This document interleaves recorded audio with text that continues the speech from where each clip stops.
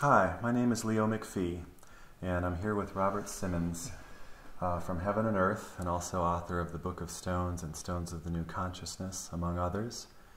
And today we're going to talk about a stone that Robert's been working with for a number of years from India. Yes, and it's called Anandalite.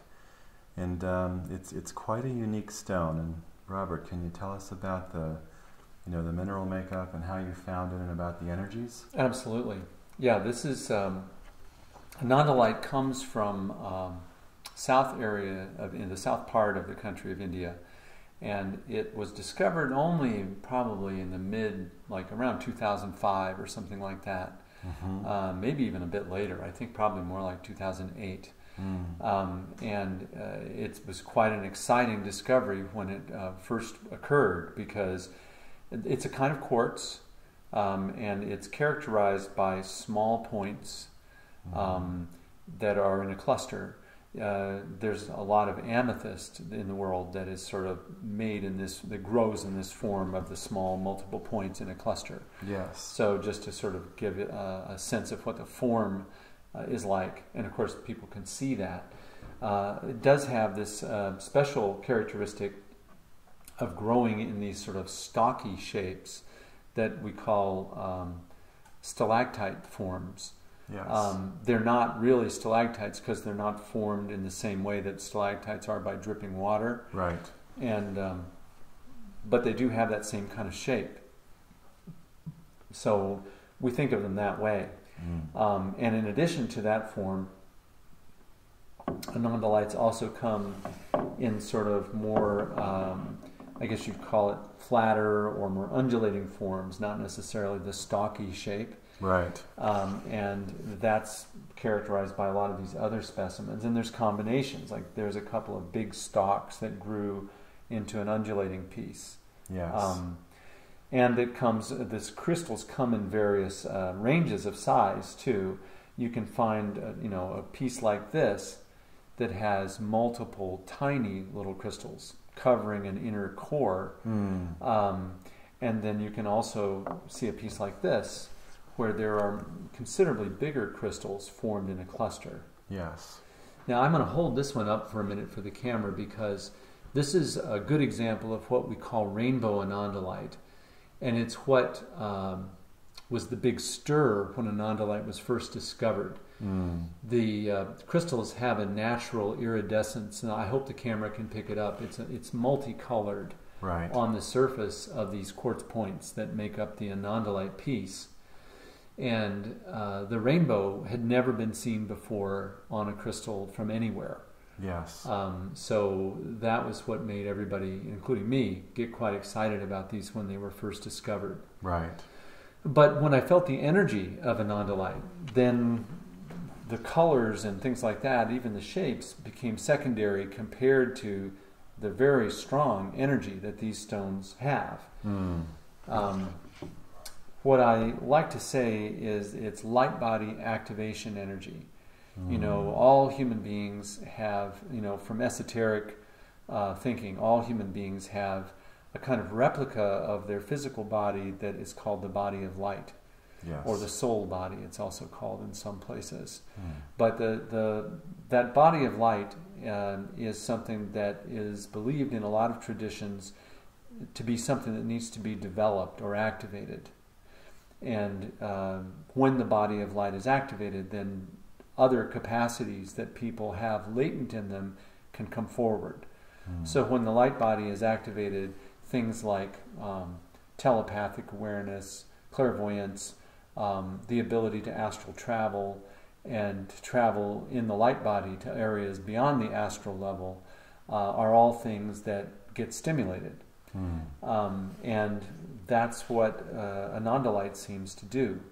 And the reason it's called Anandalite, I coined the name, the reason it's called Anandalite is when you hold it and when you really open up to its energy, you get extremely happy. Ananda is the old Sanskrit word for divine bliss. So the idea of a stone that opens you up to light which leads you into a state of bliss is what I think Anandalite is, and it's why I named it Anandalite.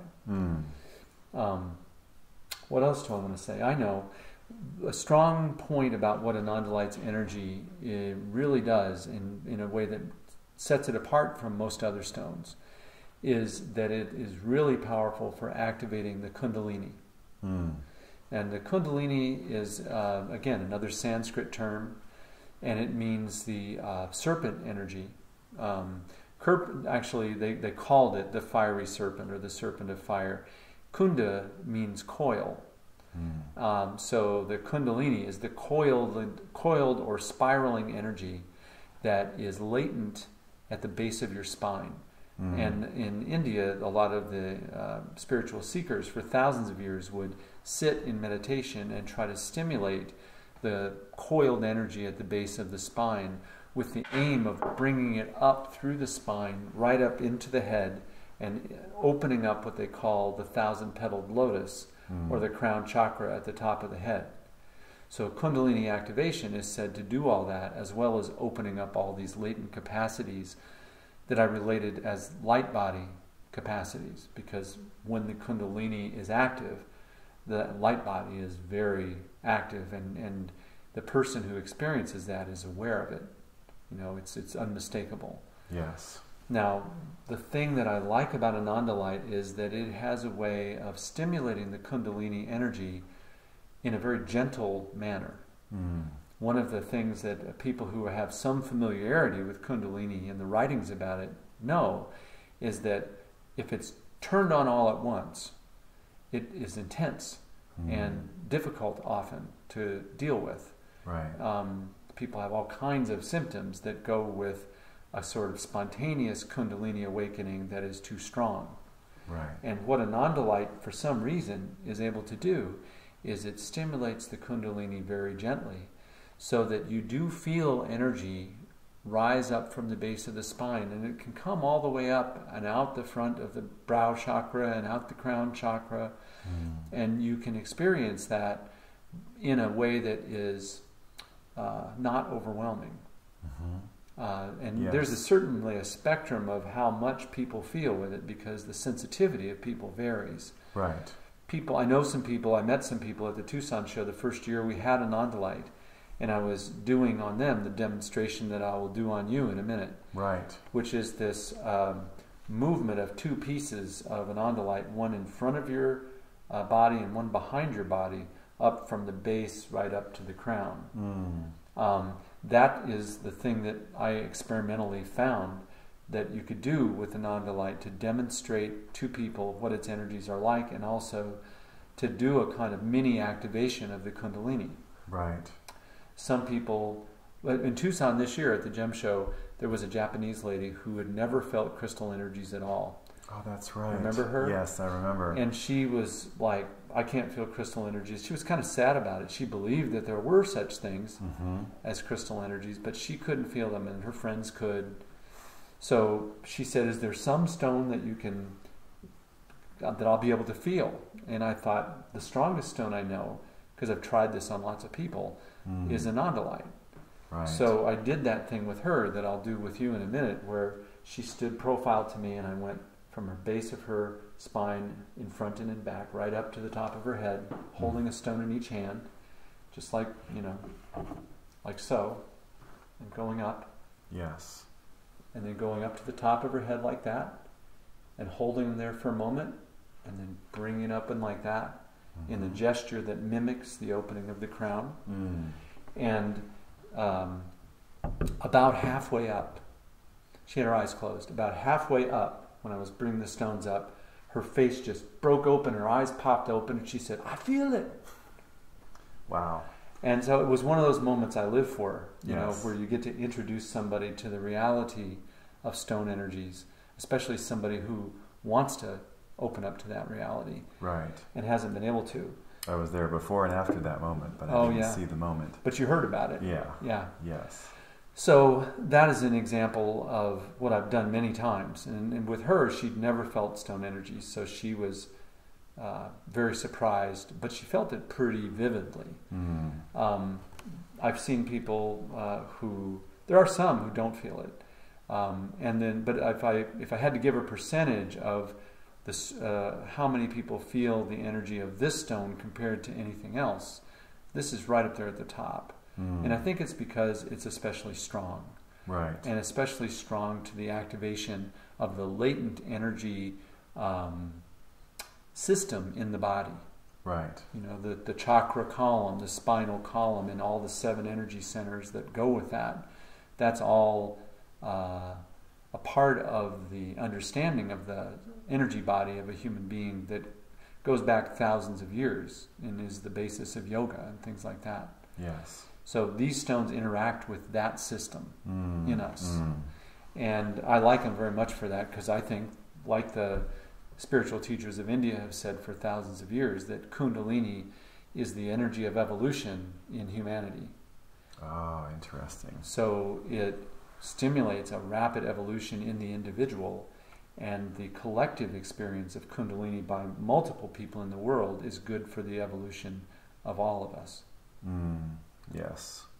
So now, can I demonstrate on you what Absolutely. it's like to do this? Yes, that would be great. One of the things that we have done at Heaven and Earth is we have a big collection of Anandalite. We bought, you know, a large amount when it first was mined, so that we could get good pieces and have a supply for a while. And we were able to tune into stones where we would create what we call activation pairs. And frequently we would use a sort of stalactite-looking shape and a flatter shape to make the pair, although you really can use 2 of these or 2 of these, and it will still work if they're energetically resonant with each other. Right. So you're very sensitive to this, so I know that you're capable of tuning in and selecting these, and you do that regularly for us. Yes. And I do it too. But this is typically the sort of thing I would use when I would be demonstrating to someone, or in the workshops I lead, I would have pairs of people pair off and use a couple of these on each other to get an experience of opening up the chakra system and opening up the spine. And one of the things that comes from that is sensitization to the other stones that you might work with. So if you're doing a workshop where you're working with stones all day, I find it good to start with this, because it opens up the energy system of everybody. Right. And then then they're able to feel all the other stones that much more. So let me just try that on you. I'm going to have you stand in profile to me right Sort of. like that. Yeah. And I'm going to go down to the base chakra, and I'll be moving up to you to the top of your head, and I'll let you know when I've finished. So you can just take a deep breath and just let your eyes close and let your body relax, and we'll do this. Okay.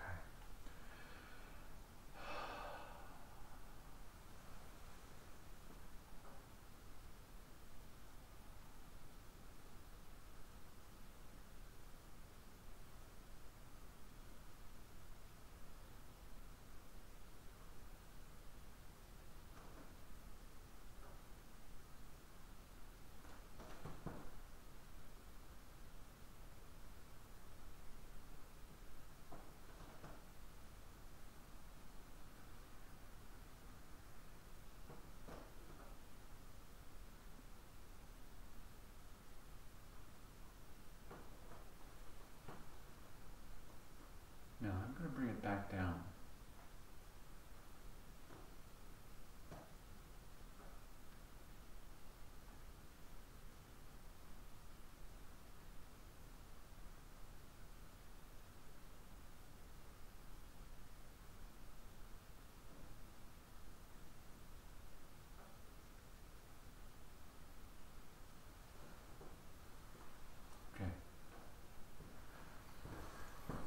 So tell the world what that was like. Wow. Well, that's a really strong pair for one thing. It feels like to me, but I felt, both going up and down, literally like I was between 2 very intensified energy waves, that just sort of tracking down my body. I almost felt like, if you've ever used a demagnetizer, where you've got this heavy magnet that you can use, and you can actually feel the tension, the pull of that magnetic pull. That's a little bit of what it felt like physically. But then energetically, it felt like I was just being massaged in my outer, the closest layers to my energy body was like being massaged. Like I could feel it, like I was being touched and worked. So you could feel where you don't actually have a body, you Right. still felt like you were being touched. Yes, exactly. And also, when I opened my eyes, it was like everything was lighter and brighter. It was really like markedly, whoa, it was like all of a sudden the sun got really bright. That's a common response to what people experience when we do that. Interesting. And I personally interpret that as one of the symptoms of light body activation. You're not only seeing with your physical eyes the merely physical light, you're also seeing with your spiritual eyes the spiritual light that's present. Yes. When that is opened up. Yes. So it's interesting that you had that. One of the things that has happened a lot of times, and I don't know if this was with you or not because you're pretty open, but some of the people I do this with for the first time, what they feel changes. Like when we're down at the lower energy areas, the lower part of the body, they'll feel heat. Right. And then when they get up to the heart, they feel emotion. They usually feel happiness. And then when it gets up to the head, they see light. So it moves, heat, joy, light. Yeah. And I think that's actually another example of what the Kundalini activation of these stones is doing. Because when you think about the low area, they call Kundalini the serpent of fire. Right. So the heat goes with that. And then the heart is the center of our feeling body, our emotional body. So it makes sense that if the heart is sort of awakened or activated, you might feel happiness. And then up here, this is where people experience light when they are experiencing what's called enlightenment, or samadhi, a sudden awakening.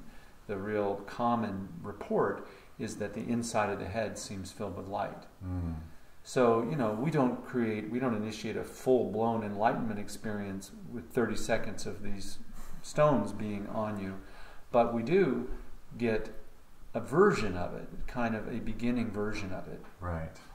And so that's the other reason why I wanted to name the stone Anandalite, because Ananda, that divine bliss, is the quality of consciousness that is associated with the kind of spiritual awakening that Kundalini offers. Wow.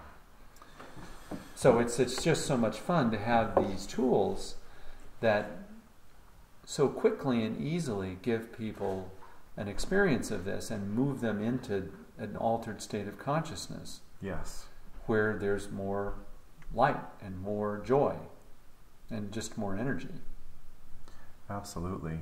And I will say that, this is quartz, chemically speaking. That's right. And it's unlike any quartz I've felt from anywhere else. I mean, it has a very distinct, gentle yet strong quality to it that is just fascinating to me. How different it feels. I was thinking about that just now when you were talking, and I was thinking it may have something to do, actually, with India. Right, these stones are from India, and in India, that's where Kundalini was sort of practiced, and there was a whole mythos about Kundalini. Right. And how many millions of people have been spiritual seekers in India, and how many millions of people have been meditating on the light. That's right. So you wonder, if perhaps all that focus on spiritual intention sort of seeped into the stones. Yes. Or you might also wonder, maybe the presence of the stones gave rise to the focus on spiritual awakening in India. Yes. Who knows if it's one or the other, or if it's, again, a co-arising, like we call it. Yes.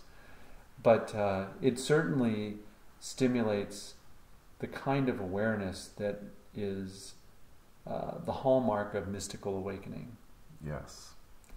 And that's what I think Anandalite is good for. You know, I think it's good for the light body, good for Kundalini, good for bringing light into the auric field, as you said, massaging the energy body. I think that it makes you feel good in a very dramatic way, actually. And it is for people who don't know whether crystal energies are real or not. Right. It's one of the stones that can demonstrate to a lot of people who otherwise haven't felt it, that there's a reality to this. Right. So, you know, I encourage people to meditate with these. I think it's really good if you use them in pairs, not only for that activation, but also if you sit and meditate, if you have a stone in each hand, you are kind of balanced in terms of the way the energy moves through the meridian system. Yes. We do small stones because we make big stones into small stones for people so that not everybody is going to want something like this or be able to afford it. So we make the hearts out of Anandalite so that people can have a kind of a pocket piece or an altar stone that's inexpensive and kind of pretty. And it also suggests the focus on the heart that I feel like is the most important aspect of all spiritual seeking. So we also do some tumbling and hand polishing of slices. You can see that's a very thin slice of Anandalite, and then you can see the crystal structure of the interior of them because we've sliced and polished it. Which gives you the opportunity to see the light coming through it, which you can't necessarily see on a lot of the natural crystals. Yeah, that's true. So it's a stone that works very well with moldavite, phenakite. It's very resonant with all of the azeztulites. Right. You know, it could be argued that this is a form of azeztulite, but it has such its own identity that I didn't want to bring that into it when we named it. Yes. But it is really a stone that really emanates a lot of blessing energy, I think. Absolutely. And it's something that, you know, I bought 3 tons of it, so I guess I liked it.